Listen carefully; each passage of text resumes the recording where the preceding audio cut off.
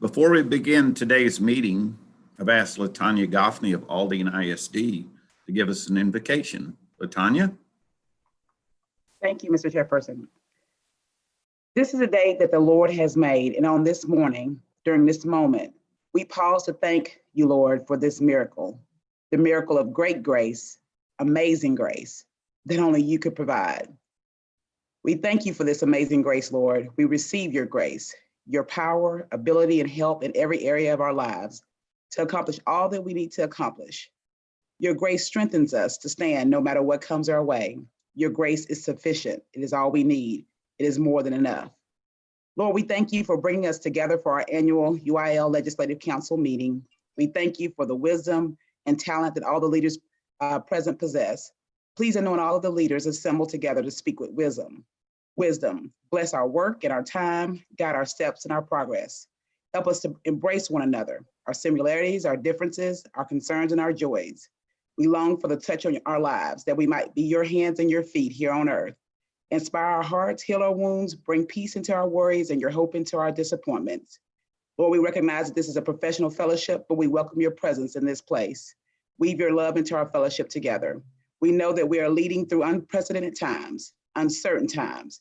We thank you for the UIL leaders, Dr. Brightup and his team. Anoint all of us to make the right decisions and give us the strength and courage to lead for such a time as this. We know that we must prioritize safety without sacrificing opportunities for our students to compete. In the words of Dr. Martin Luther King Jr., use us, God. Show us how to take who we are, who we want to be, and what we can do, and use it for a purpose greater than ourselves. Please hear our prayer. Amen. Amen. Thank you very much for that. So as we begin our UIL legislative meeting, we'll begin with a quorum call. Will the members of the Legislative Council please come to order? At this time, I certify that the quorum of the Legislative Council is present. The 80th annual October meeting of the Council of the University of Interscholastic League is now in official session. For the record, it's approximately 8:32 a.m. on Sunday, October 18th, 2020. In accordance with the waiver to certain provisions of the Texas Opens Meetings Act and avoiding large gatherings and promoting social distancing during this pandemic, this meeting is being held via teleconference and is being live streamed. I am Curtis Rhodes, Superintendent of Schools at Needville Independent School District and Chair of the Legislative Council. I will now ask Susan Doherty, UIL Executive Assistant, to call roll. Please respond as your name is called. Susan? Ryder Warren. Here. Marty Crawford. Mark Henry. Eric Wright. Here. Keith Bryant. Here. Kevin Worthy. Here. Greg Poole. Here. Roland Hernandez. Here. Bobby Azam. Here. Keith Murphy. Here. Benny Swallow. Curtis Rhodes. Here. Robert Dillard. Jason McCullough. Kevin Nowak. Here. Joanne Bluda. Here. Jim McClellan. Here. Todd Morrison. Richard Kilgore. Here. Todd Pavlik. Wayne Henderson. Aaron Hood. Here. Cliff Gilmore. Cody Moray. Here. Robin Ryan. Susan Bond. Here. James Brewer. LaTanya Goffney. Here. Thomas Randall. Walter Jackson. Steve Flores. Here. Arturo Cavazos. Mr. Chair, the roll has been called. Thank you very much. I'd also like to take this time, and I can't remember if we did this at a prior meeting, but welcome one of our newest members to the Legislative Council, and that'd be Robert Dillard, Superintendent of Littlefield ISD, representing Region 3A. Welcome again, Robert, if I didn't do it the first time. And if I did didn't, welcome. All right, adoption of the rules. Unless there's objection from the council members, this meeting will be conducted in accordance with the 2020-2021 Constitution and contest rules. Hearing no objections, it is so ordered. If there is no objection from the council members, the agenda for the business meeting and the public hearing shall be set out in your printed agenda that you see on the screen, unless otherwise announced by the chair. Hearing no objection, that agenda is officially adopted. Approval of the minutes. Members of the council, you've been previously emailed a copy of the minutes of the June 17th, 2020 meeting. Unless there's no objections, those minutes will stand approved. Hearing none, those minutes are approved.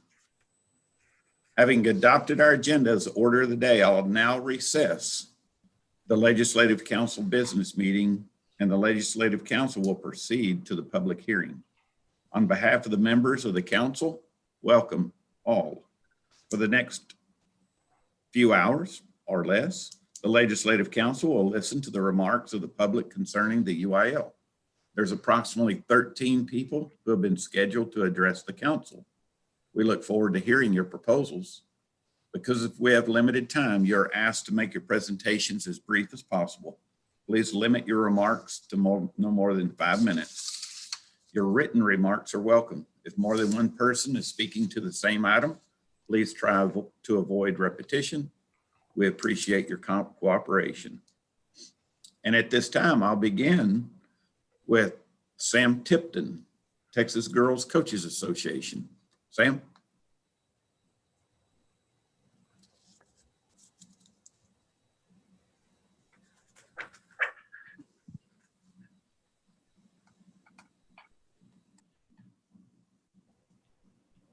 Do we know if he's here? Who's that? Yes, Sam Sam. Tipton on. Oh, there you are, Sam. How you doing, Curtis? I'm good. You're up. All righty, thank you, sir. Chairman Rhodes, UIL Legislative Council members, my name is Sam Tipton, and I'm proud to be the Executive Director of the Texas Girls Coaches Association. The Texas Girls Coaches Association is the largest association of its kind, designed for, composed of, and governed by coaches of girls athletics and cheer. TGCA would thanks to Dr. Charles Brydup, Executive Director of the UIL, and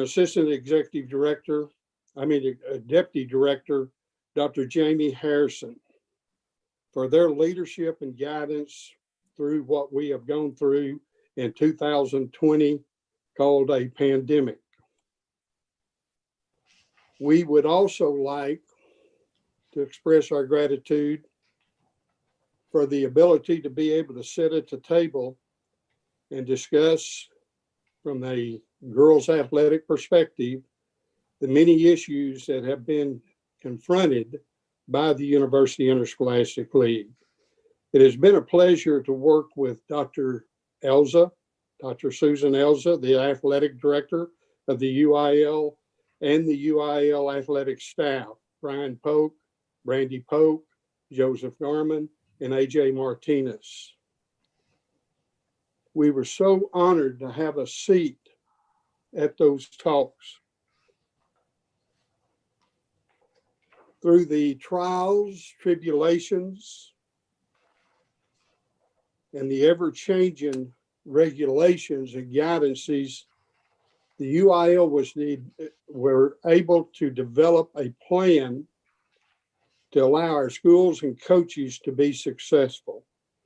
Texas Girls Coaches Association expresses a great thank you to the UIL for these actions.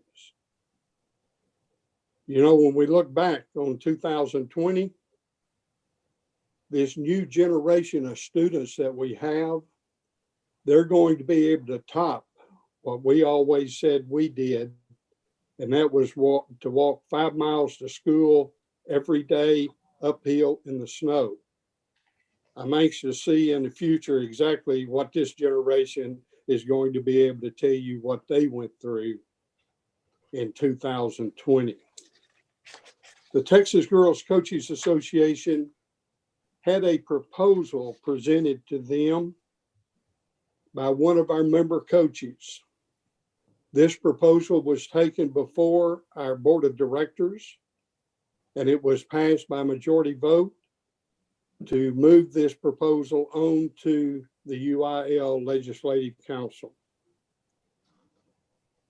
Now, this proposal is pertaining to what is already in place by the University Interscholastic League. Right now, the University Interscholastic League will allow our sports that are not in season to work 1 hour a day during the class period for skill development and 1 hour a day after school for strength and conditioning. The Texas Girls Coaches Association proposes to continue allowing the UIL sports not in season, the 60 minutes a day for skill work and the 60 minutes a day for strength and conditioning. The only change to the present rule would be to allow the flexibility for the local school district, and this would be at their discretion, the ability to interchange when the 60-minute skills training and the 60-minute strength and conditioning are scheduled. The proposal will be effective August 1st, 2021. It passed by the UIL Legislative Council and approved by the Commissioner of Education. Our rationale for this is the majority of the UIL schools do not have adequate weightlifting facilities to accommodate all UIL sports at one time. This gives flexibility of schools to use their facilities the best way they see fit. And it is designed for sports not in season. That is our proposal to the UIL Legislative Council. I will answer any questions there might be at this time.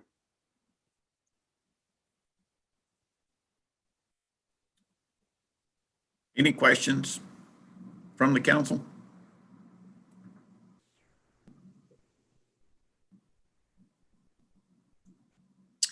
Hearing none, thank you a lot, Sam, and that will be discussed a little further later on.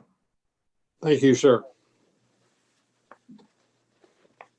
Our next scheduled speaker is Joe Martin of the Texas High School Coaches Association.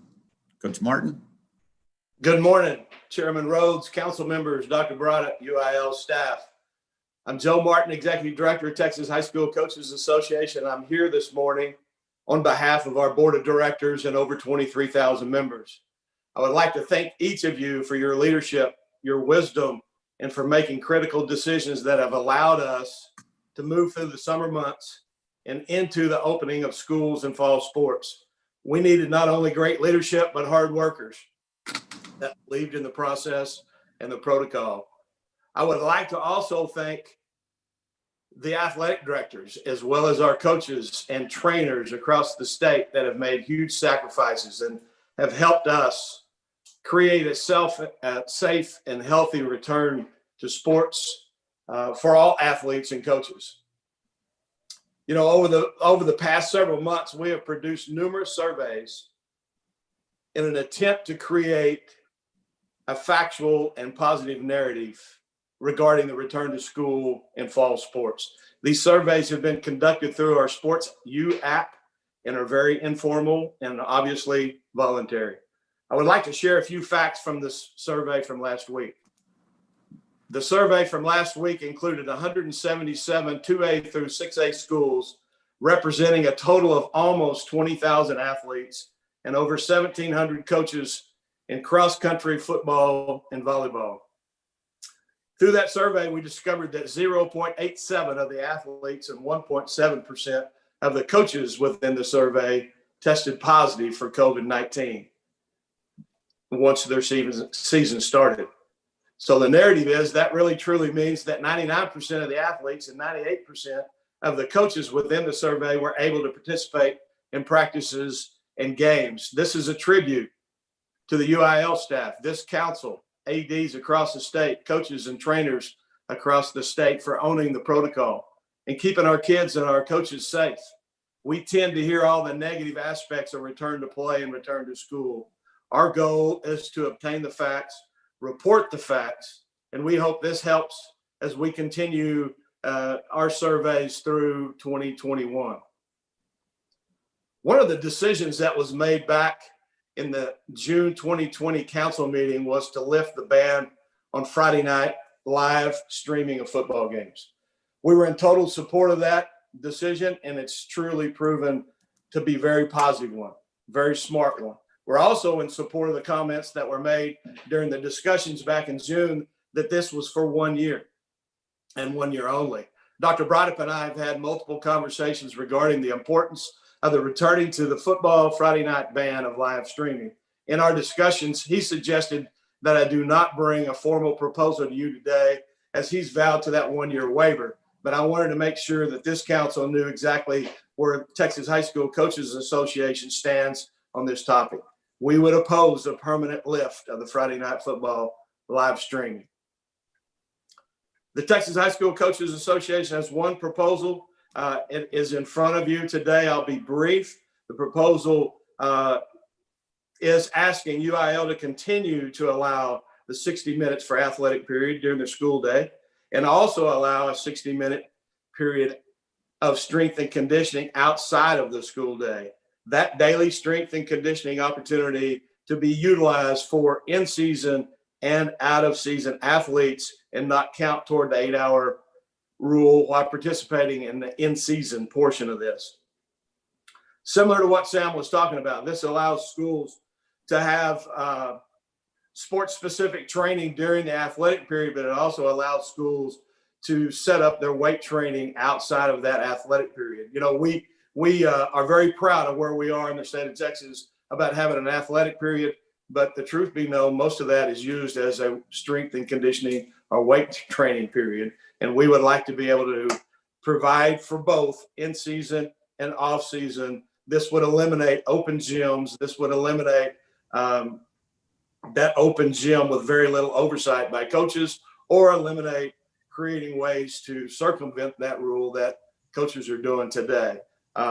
This rule that we are proposing would go into effect August 1 of 2021, if approved by UIL and Commissioner of TEA. Thank you very much. Comments from the council? Questions? Mr. Chair, as chairman of the athletic committee, it's not always that we hear recommendations from both of the heads of two of our significant professional organizations, and certainly I've taken note, and I'm sure there'll be some discussion of this in the athletic committee. Thank you, sir. Any other questions, follow-ups? Thank you, Coach Martin, for all you do. And this will be addressed in the athletic committee. Thank you very much. Our next scheduled speaker, Mr. Johnny Carter of the Texas Association of Basketball Coaches. Coach Carter.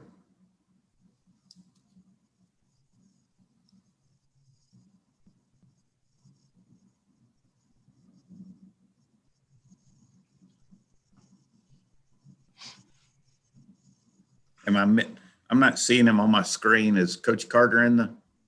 We may be having some technical difficulties. Tried to let him in, but I don't see him in right now. Thought he was earlier.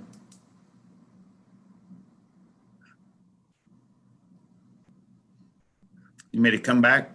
He has a video, but his audio is not working at this time. So if you'd like, we can move forward and Okay. come back to Johnny when we are able to. Will do. We'll move to John Carter, Texas High School Baseball Coaches Association. Okay, John Carter is joining. Rex Sanders will also be joining with John Carter. That'll work. Good morning. Morning, My sir. My name is John Carter. I'm the Texas High School Baseball Coaches Association UIL representative. I would like to thank you for the opportunity, Chairman Rose, Legislative Council, Dr. Brideup. I thank you for the opportunity to come before you and speak on behalf of our association. Our Executive Director, Rick Sanders, is also here with us today. First and foremost, this is a trying time that we're in. It's been very difficult for all. Have to adjust and make changes within our normal. One of the problems that we all have to deal with is getting out of routine. And I know for me personally, it's been very difficult for me to have to learn how to change the way I've done things for such a long period of time. And I applaud you all for what you've done to make this COVID-19 pandemic as normal as we can for our student athletes, as well as our students in general. Baseball season was abruptly cut short last year. And, many of our kids have gone off to do things in the summer and play with coaches in the summer. And one of the conversation pieces was, how's our season going to be next year?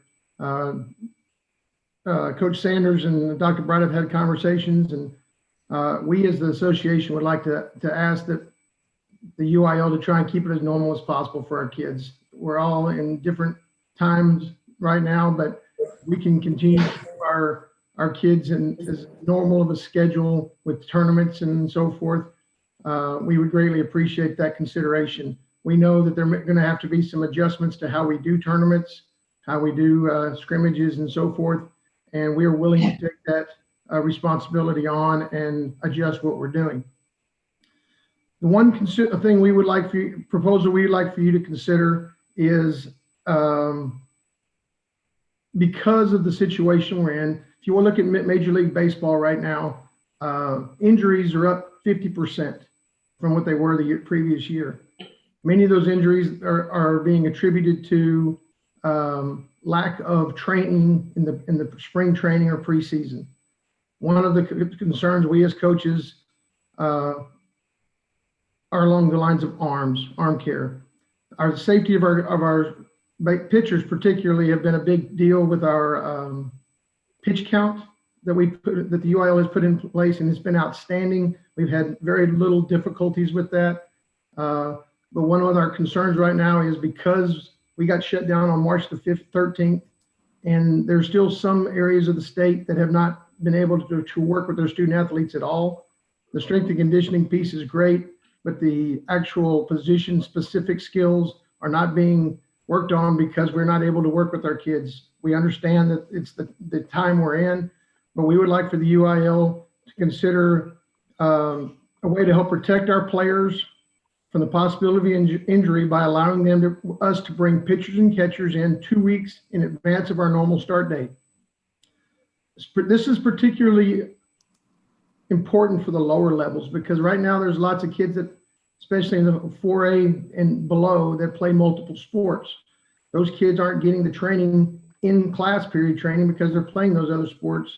And it's a huge concern for safety of the arms of our kids and their health. And by allowing them to come in earlier than the normal start date would allow us to start conditioning their arms and protect them, preferably or with better mechanic coaching and so forth, and allow us to be able to work with those kids to make sure we keep them from experiencing injuries. The pitch count piece goes right along with that. It allows us to start them at a slower pace. And because we haven't been able to work with them in the fall, we feel like it would be very advantageous for all.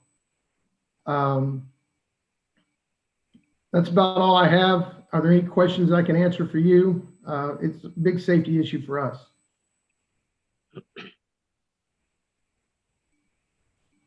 Thank you. Any questions from the council?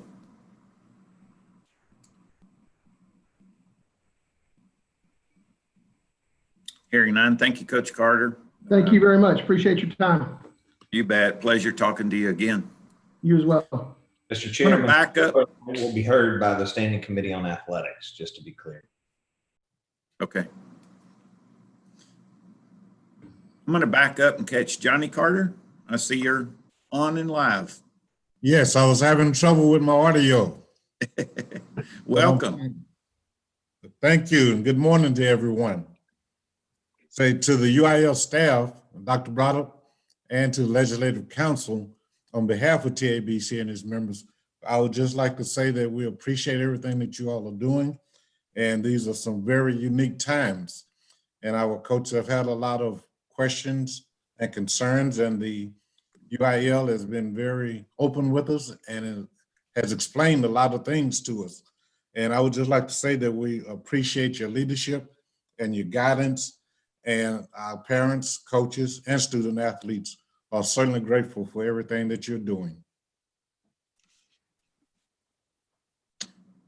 Well, thank you very much. And I'm speaking on behalf of the crowd. It's a pleasure to work alongside you too. So Thank you. we'll keep the kids in the forefront and it'll all be good. Always. All right. Any other questions, comments? We're going to move along. Next, we'll move to Rusty Dowling, Texas High School Athletic Directors Association. Good morning, Chairman Rhodes, members of the Legislative Council, Dr. Brydup, and UIL staff.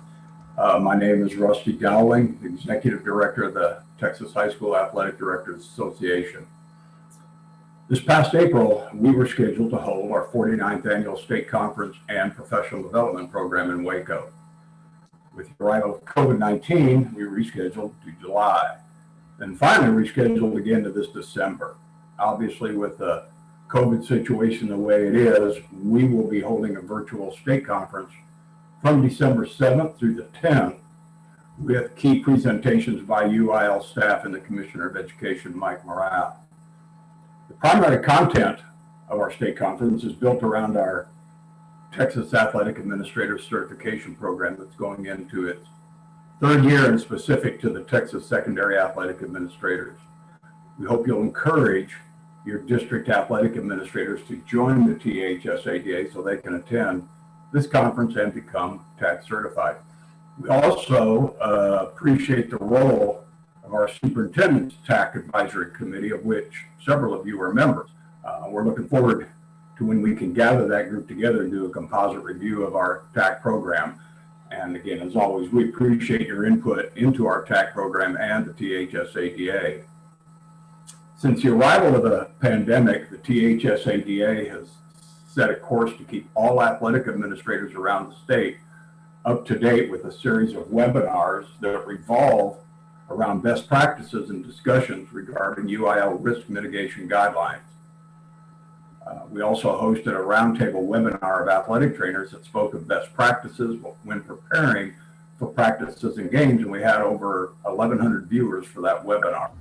We've also hosted our monthly THSADA region Zoom meetings where discussions have evolved around stadium capacities, practice and game protocols, staff procedures, practice and game scheduling, district executive committee concerns, team travel, 6 weeks grades, and all things that athletic administrators need to be aware of when dealing with the effects and guidelines of the pandemic. All of these webinars can be found on our YouTube channel.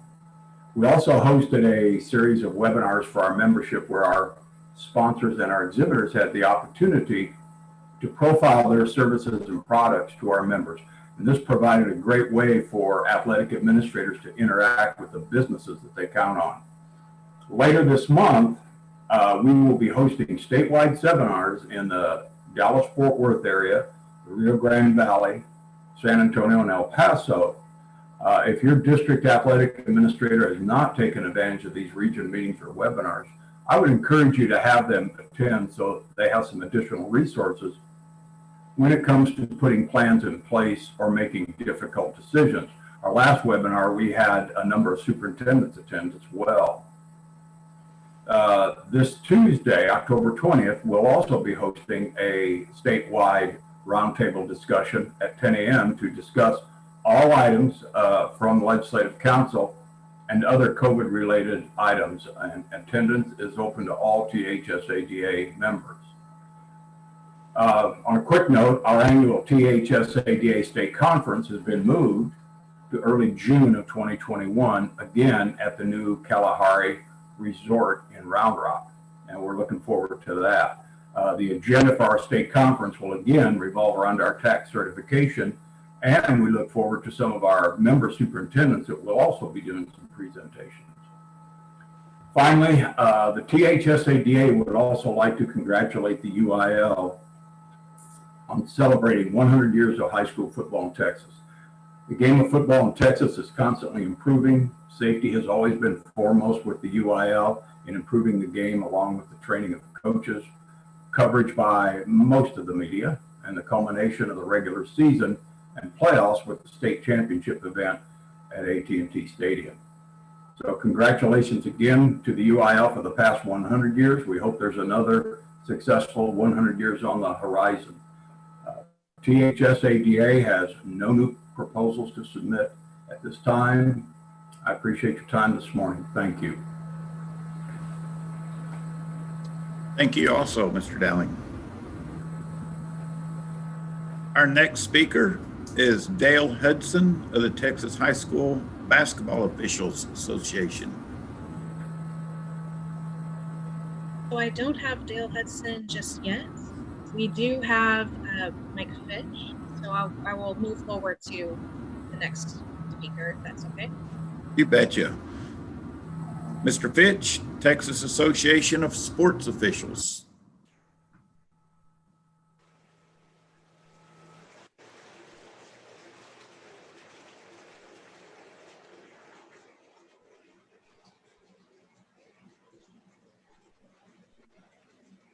Is he out there? He is here. We'll see if we can get him set up. Let's see. Flagging for delay of game, Curtis.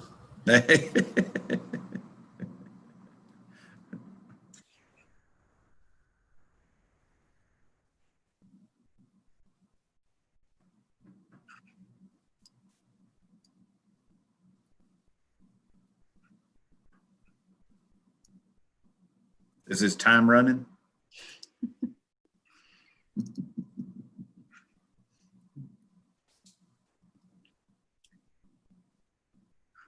Well, he was here, but we might be having some technical difficulties. I'll go ahead and bring in our next speaker. Okay, so Mr. Hudson nor Mr. Fitch will move to Bobby Kleinecke, Texas Tennis Coaches Association. Thank you. Chairman Rhodes and Legislative Council members, Dr. Brydup, Dr. Elsa, and all the UIL staff. My name is Bobby Kleinecke. I'm the Executive Director of the Texas Tennis Coaches Association. I'd like to thank you for the time to speak with you today. On behalf of all the tennis players and coaches in the state, we want to commend everyone for the leadership that's been shown during this trying time with the COVID pandemic. Our coaches have been asking plenty of questions about the situation we're in to Joseph and myself. And I know sometimes it doesn't always seem like we as coaches appreciate all the hard work and tough decisions that the UIL and especially Dr. Elza and Joseph Garman make daily. But down deep, we do realize the dedication and determination that everyone's gone through to allow us to be playing tennis right now. The coaches and players that I've talked to are just so happy to be back practicing and playing again. Team tennis started on time and is going strong. There have been over 800 dual matches played so far this year. And we're only a couple of weeks away from beginning the team tennis playoffs. I know we're not out of the woods yet, but I feel confident that everyone will do what it takes to be able to crown our state champions on November the 17th. On a side note, the TTCA has decided to move to a virtual format for our convention on December 4th, 5th, and 6th. We'll have live Zoom presentations over the 3 days, and in addition, have over 60 presentations that will be recorded and available to coaches until November of 2021. We hope that each of you will encourage your coaches to sign up and participate. it'll definitely be worth the $100 fee, especially being able to continue access to the recordings for almost a year. Thanks again for the opportunity to speak with you today. And is there any questions?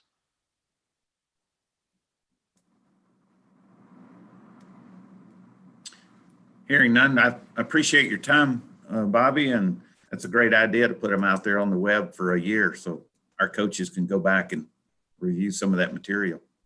Thank you. We'll definitely share that. Thank you. Do we know if Dale or Michael found their way in, or we'll move to the next speaker? I do have Mr. Fitch. He is on the meeting. Okay, Mr. Fitch of the Texas Association of Sports Officials.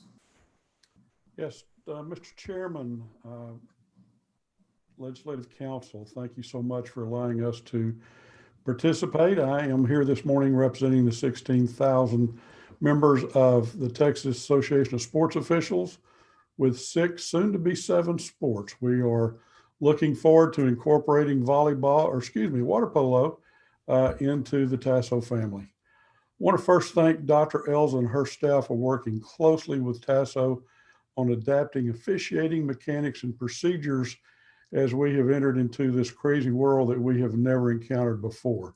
We appreciate their working with us to help keep our members safe. Tasso has a proposal that is on the athletic committee agenda as it was previously approved unanimously by the UIL Sports Officials Committee.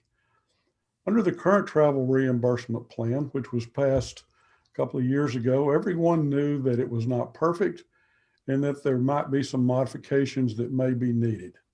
And this is the first one that's come to light. In the current plan, there are 4 reimbursement travel bands, the furthest being 91 to 120.9 miles. Our proposal is to eliminate the last band and have portal to portal start at 91 miles. Under the current plan, many officials chose not to accept assignments to those distant schools. Remember also that if the school is that far away, officials may need to leave by 2 o'clock for a 4:30 game. For many of us, that require arranging time off from our job and may require costing us either vacation time or lost wages. When a chapter has officials that will travel that far, many officials are working most of the school schedule. So the schools are seeing the same officials game after game, match after match, and no one likes that. Many times there are officials that live much closer to the school, sometimes as little as 5 or 10 miles away. And under the current plan, those schools in that outer band are forced to pay the $70 for travel for those few miles, making it very difficult for the school. And in most cases, those are small schools. Some schools are opting to use non-UIL registered officials for sub-varsity games or matches. In those situations, there is no guarantee that the officials have been background checked, received any training, passed an exam, and most likely have no insurance. This puts the schools in a no-win situation. So which schools will be affected? Actually, very, very few. Only if the center point of the chapter that they choose to officiate their home schedule is more than 91 miles from the game or match facility. The Tasso proposal, which has been reviewed by the UIL, the Texas High School Coaches Association, the Texas High School Athletic Directors Association, and the Texas Girls Coach Association, will go a long way to resolve these previously mentioned issues. We urge the athletic committee to approve this proposal and pass it on to the full legislative council. Thank you.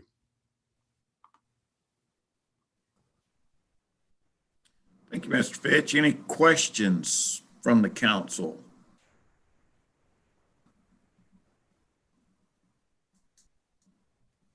Hearing none, that will be picked up and discussed later. Thank you very much for your time, Mr. Fitch.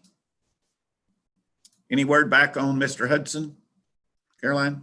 I do not have Mr. Hudson yet. Okay. All right. Our next speaker will be Terry Crawford of the Texas Six-Man Coaches Association.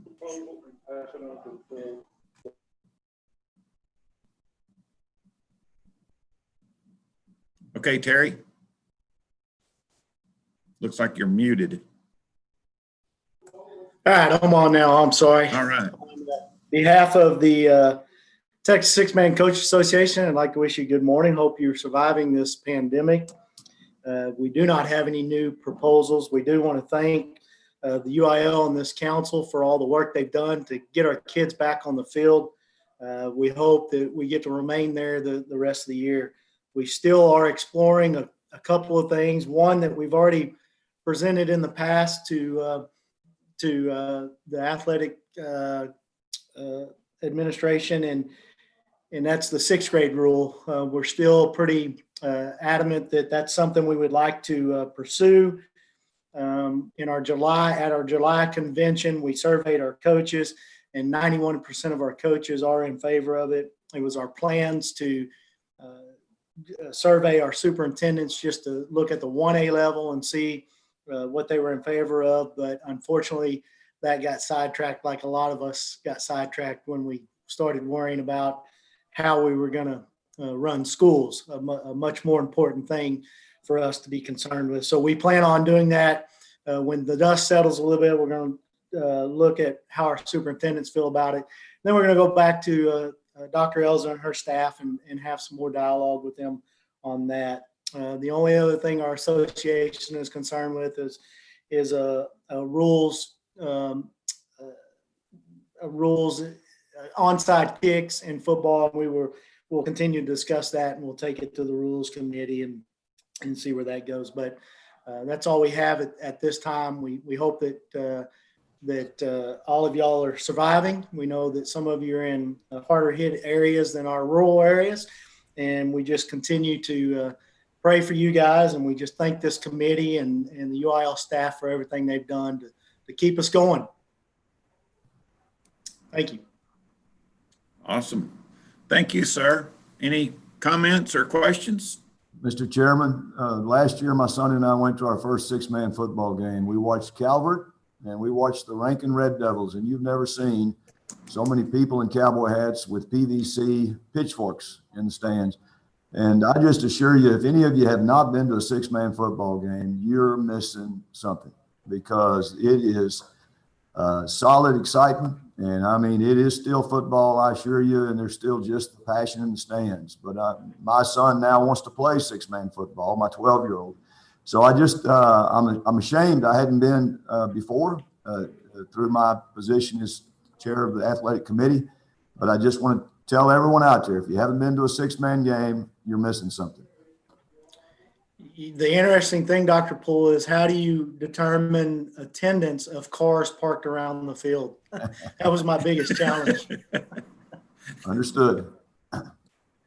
They were socially distanced, though. Yes, they were.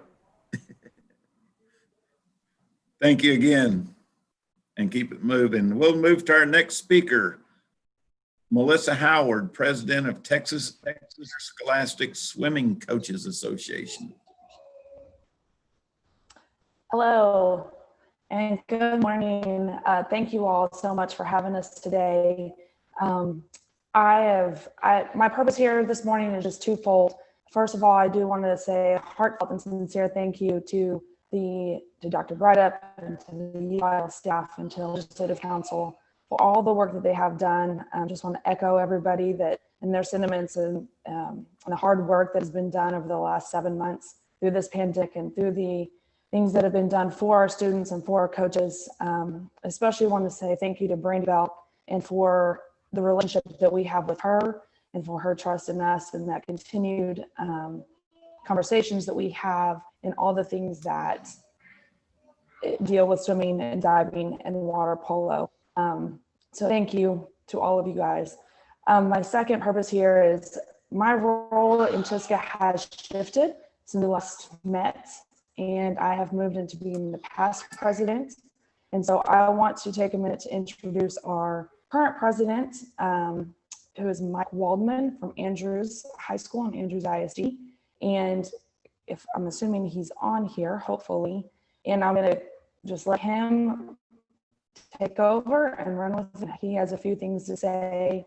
And just again, thank you so much. If he's not on here, then I can maybe sub in for him. I don't know. I think he said his computer just froze.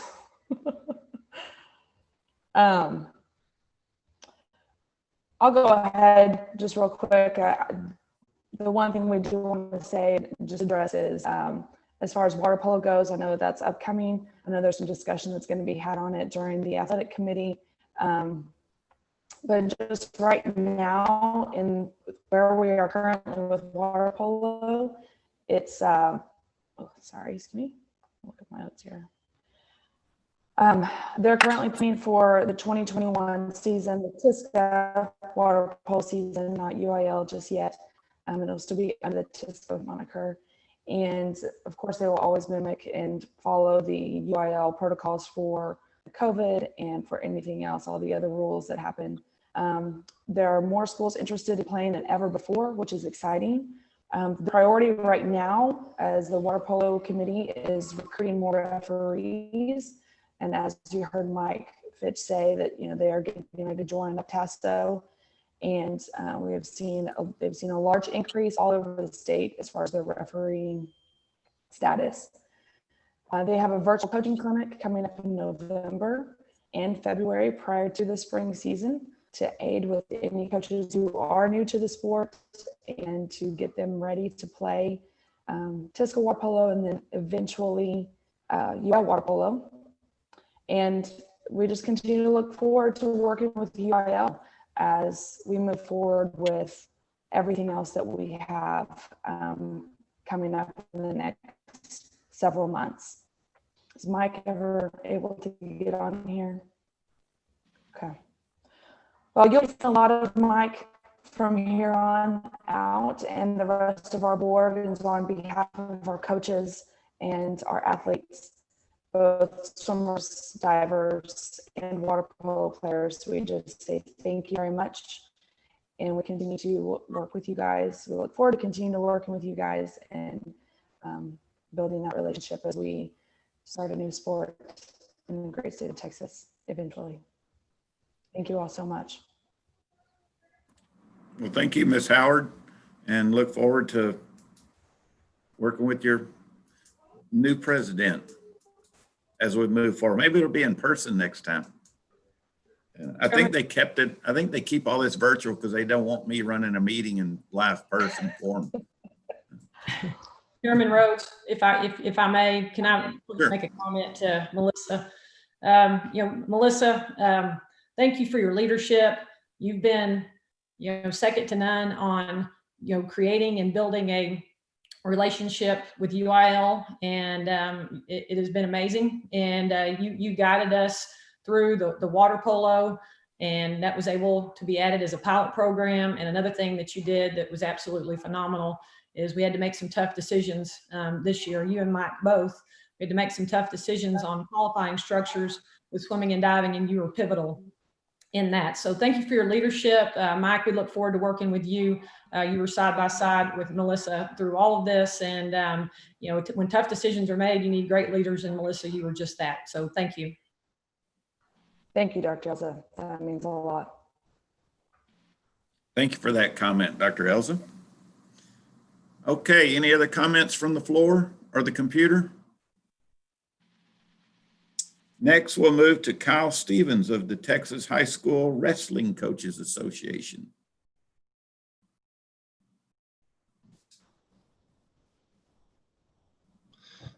Thank you, sir. My name is Kyle Stevens. I'm the president of the Texas High School Wrestling Coaches Association and the head coach at Anna High School. Today, we'd like to update you on the state of UIL wrestling. Wrestling was first sanctioned by UIL in 1999 with both the boys and girls division. This year, we began our 21st season as a UIL sport. Starting in the 2012-2013 season, wrestling started competing in two different classifications, as has done so for the past 7 years. Up to that point, all the schools, regardless of size, competed in the largest classification, ranging from 1A and 2A schools, such as Boys Ranch, up to and including the largest schools in the state. Prior to the additional classification, we had 270 schools that competed in wrestling with a nearly 50-50 split between 6A and 5A and below campuses. Looking at our current alignment, we have 156 campuses competing at the 6A level, which has increased 20 programs since the additional classification. The majority of the growth we've seen as expected has been at the 5A and below levels. With the current alignment, we have 192 campuses competing at the 5A and below level, an increase of 56 programs since the additional classification, which accounts for about a 40% increase in participation in schools. Over the past 3 years, we've averaged about 10 schools per campus or per season. Currently, we have 348 schools, an increase of 78 teams since the second classification. So a total increase of 28% since the additional classification. We expect the growth to continue, especially at the 5A and below level. The recent alignment shows the addition of 34 teams in the past 3 years, with half of those being 4A and below schools, who totally contribute a total of 54 campuses to our alignments. We'd like to thank UIL, especially Dr. Elsa and Wrestling Director AJ Martinez and the UIL staff for continuing to work with our association, both to continue to improve the sport and the experience for the student athletes. But also echoing what has been said previously, we'd like to thank them for their leadership in assisting both wrestling and all athletics to return to training and competition this year. Nationally, wrestling has seen a return to competition at the Olympic development level, most recently at the United States Open last weekend, and also over the past 4 weeks at various high school level invitational tournaments. We appreciate the UIL leadership working with us and helping us put us back in line to return to wrestling in Texas for this school year. At this time, we have no policy recommendations. Rather, we would just like to take the opportunity again to thank the Legislative Council and the UIL for both supporting the promotion of wrestling in Texas and our ability to return to competition this year. Thank you, sir. Thank you, Mr. Stevens. Any questions or comments from the floor? Appreciate working with you, and we'll move forward. Our next scheduled speaker is Gregory Chamatoff. Has a proposal to add space teams competition as a new activity. And Gregory, if I messed your name up, I apologize. No, that's great. Thank you. Thank you for the opportunity to do this today. Can I share my screen? No, I'm sorry. We don't have that ability. Oh, really? I didn't realize that. Okay, I had a whole presentation for you.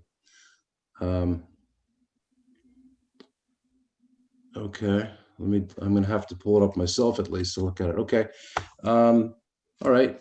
So the thing I'd like to talk to you about today is called Space Teams, and this is a STEM competition, STEM program, and it's based on a space mission simulator, and it's basically a fully online VR and computer-based team experience. You can think of it sort of like as an online space camp.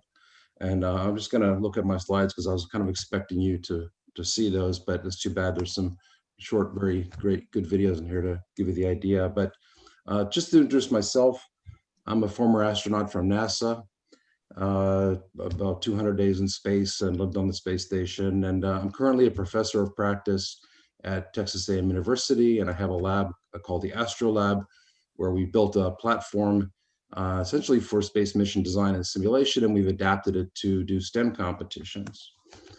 So Space Teams itself, what this is basically it's a K through 12 program.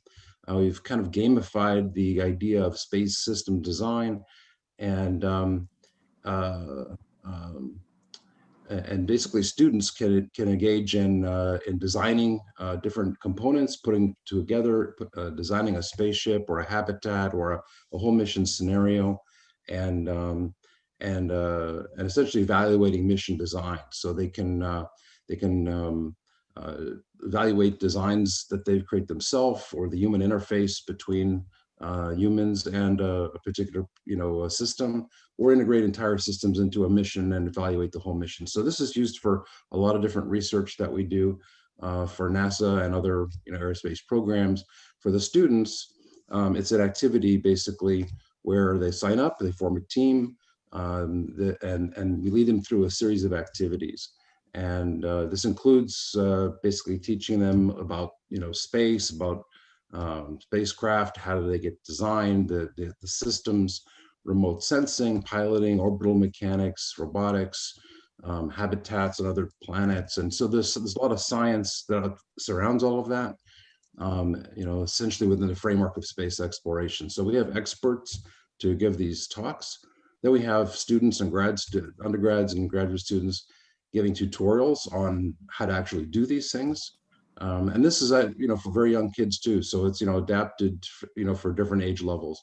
And then they come together in a team and they actually do an activity and do this on a platform, it's virtual reality. It's fully virtual reality, but they do it on their computer. If they're lucky enough to have a VR headset, they can actually do this as a team in VR. And they get feedback on their designs, and then we get points and prizes, as they advance. So kind of a couple of videos with some of the graphics that shows kind of the interfaces, but I'll just go to the program itself. So we have essentially an 8-week program, which we could also run like as a camp. It's we're actually planning to run some as summer camps. So we go through different topics like just general space exploration, planetary science, spacecraft design, orbital mechanics, piloting a spaceship, building habitats, robots, and surface exploration. And for each one of those is an expert. Then there's a tutorial, and then there's the activity that they actually do. So we're planning to launch this in January, this coming January.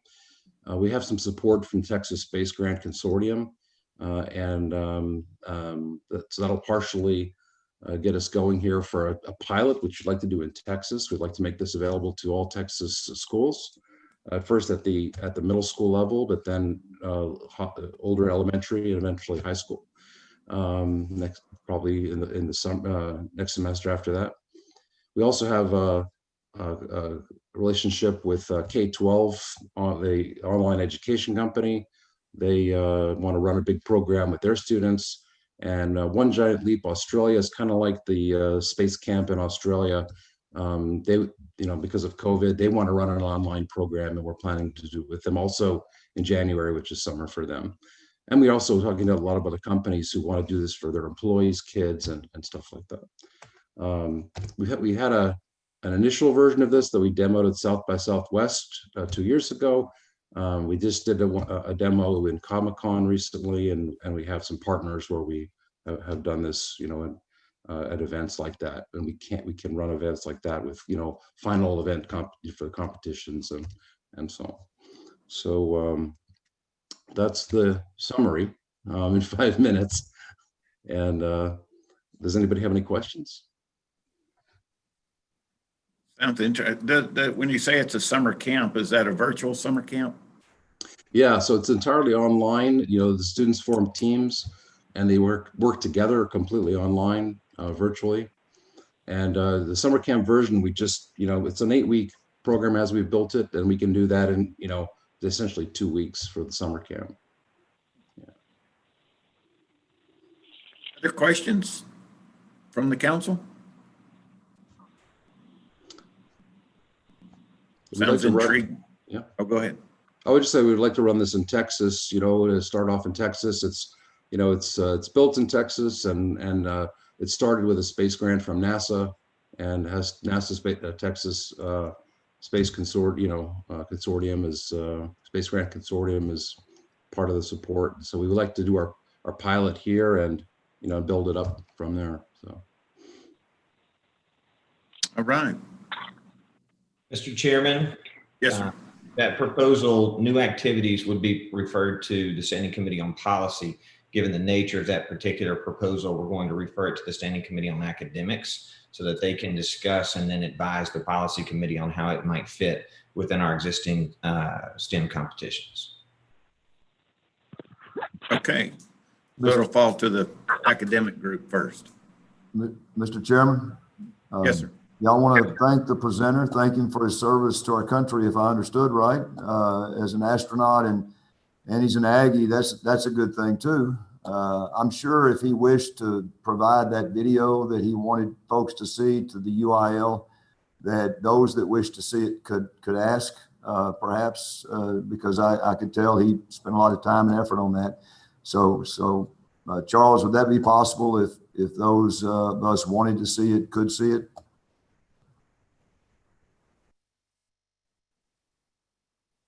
You're muted, Dr. Bryant.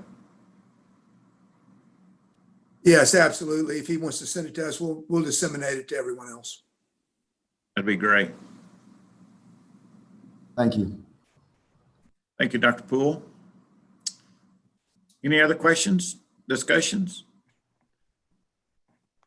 Hey, Greg, I'm going to put you back on the spot. Pronounce your name to me because I wasn't sure if it was Shamatov or Chamatov. You're muted, so. Okay, yeah, Shamatov, you're right. Shamatov. Okay, Yeah, that's what I changed it, so I should have went with my first hunch. Yeah, maybe you didn't hear me a second ago, but space-teams.com is a website that has everything on it, including a link to the video. So you could see everything there, but I'll send that to you. Appreciate it. Appreciate your time. Thank you. Okay, we'll move to our next speaker, Tony Santiago, and its proposal to add LEP to the limited English profession, to the 504 student requirements. Is Tony with us? Yes, I see her. Yes, good morning. Morning. Good morning, everyone. Good morning, members of the Legislative Council. I would like to propose an addition to the overage rule for high school students, English learners new to the U.S. participating in the ESL program. English learners are listed under the special students populations to include who are identified with or as dyslexia, gifted and talented, and special education. What I would like to factual and policy justification. So like 504 and special education students, ESL program students require specialized circumstances regarding their education that could result in being ineligible according to the UIL age rule as listed. Below are said, or here are my circumstances, such circumstances. Some English learners are identified as SLIFE, students with limited or interrupted formal education, which results in students not having credits that are common with students of a similar age in that grade level cohort. This is due to the disruption in their access to schooling in their previous country. Students who have been in school consistently in their previous country are often not awarded the same number of credits as their peers who may have been schooled in the US and are transferring from out of state or out of district due to US specific courses not offered in other countries. For example, US history, government, economics. Another circumstance is English proficiency and or lack of previous schooling in English could affect the number of English credits awarded to English learners. Thus, the grade level in which they are placed is not aligned with students of a similar age in that grade level cohort. So the amendment that I'm proposing is in regards to subchapter M, section 446H. So the rule states, I know you guys know what the rule states, so I'll read you the proposal that we are requesting. That a student who is 19 on September 1st preceding the contest and who initially enrolled in the 9th grade no more than 4 calendar years ago, and who prior to the end of his or her second year in a U.S. high school was identified as limited English proficient, to include, we would like to include that along with was in special education under the auspices of an ARD committee or identified as a 504 student by a 504 committee. We would also like to propose that the student is an ESL program student who was not awarded credit for courses previously taken in their home country, thus making them older than the peers in their grade level cohort, or that the student is an ESL program student who did not transfer with any English credits, thus making them older than the peers in their grade level cohort. I would like to thank you all for giving me an opportunity to state my proposal. Thank you very much. Questions, comments from the council?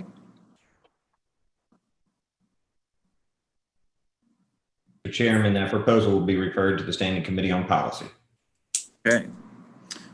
So that will be heard later by the policy committee and discussed in detail. Okay. Any other questions? Is Mr. Hudson, I see a, Yes, sir. He is on the line on the phone. okay, Dale Hudson of the Texas High School Basketball Officials Association. We're ready to hear from you, Mr. Hudson. Yes, sir. Thank you very much, and good morning to all the council members. I appreciate the opportunity to speak to you this morning. My main purpose in being a speaker this morning is to just offer all my appreciation for everything that the UIL does, and that includes the SOC committee, the athletic committee, and the legislative council. We in our organization have a great working relationship with the UIL, and we want to continue to maintain that as we go into the future. We deal specifically with the sport of basketball, and we're looking forward to basketball season this year, and we're very hopeful that we can have a complete and uninterrupted season. I hope that's not just high hopes. I hope it actually comes to reality. But it's been great working with the UIL preparing for this season to try to get all of our ducks in a row and set up all these protocols that we're going to be using this year. There is one proposal it's either already been presented, I was not on the line earlier, I apologize, or it's going to be presented to the Legislative Council about removing the last mileage reimbursement ring from the ring system that we have in place. And the THSBOA would be in favor of removing that ring when that is discussed and legislated. And other than that, I just want to say thank you for all the hard work you guys do and all the time and effort you put into making things great for our student athletes here in the state of Texas.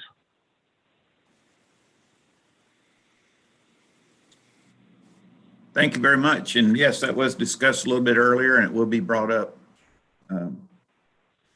in the next subcommittee hearings. Any questions or comments for Mr. Hudson?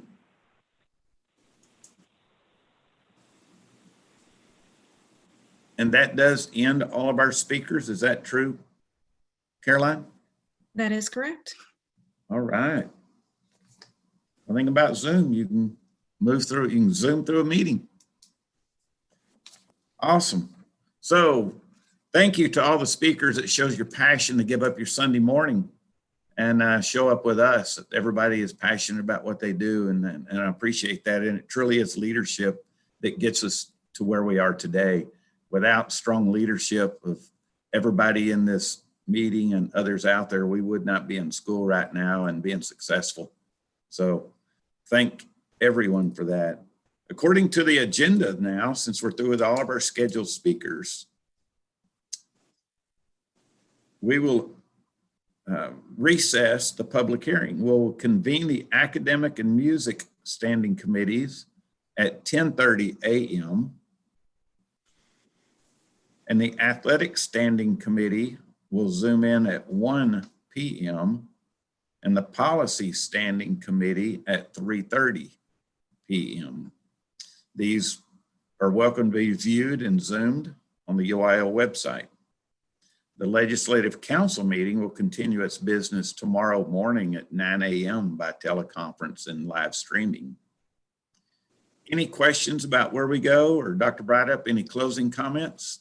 Mr. Chair, just to echo what you said earlier about thanks to all those who chose to join us today to make presentations. All of those proposals were important to us, and we will hear those in detail. We may have questions later for them, and we can certainly reach out to them. I know that many of these proposals have already been discussed with our different staff members who deal with these directly. So we're looking forward to more discussion in each of these committee meetings. We're thankful for your work this morning during the public hearing.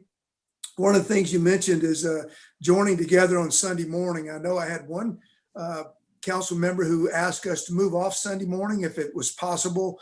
Our current rule requires us to meet on the third Sunday in October. We can discuss that, and in our meeting the other day with our council chairs, we've had some discussion about moving off Sunday. I think that's an important discussion that we need to have.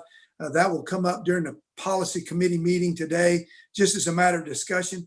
And then I'll send out a survey to all the superintendents on this council to see what their pleasure is. The reason we meet on Sundays is because in the past, it's been done that way for the past 40 years, is that it was done on a day when most people were off work. And obviously all of us are on 24/7, so we don't really get a day off, but a day of rest was considered to be Sunday, so that that gives everyone a chance to come make a proposal. Because we did it virtually, we could have done that at a different date, but we are bound by the Constitution the third Sunday unless we have some emergency. And the pandemic could have been considered an emergency, but we chose to stay on this because it had already been posted this way.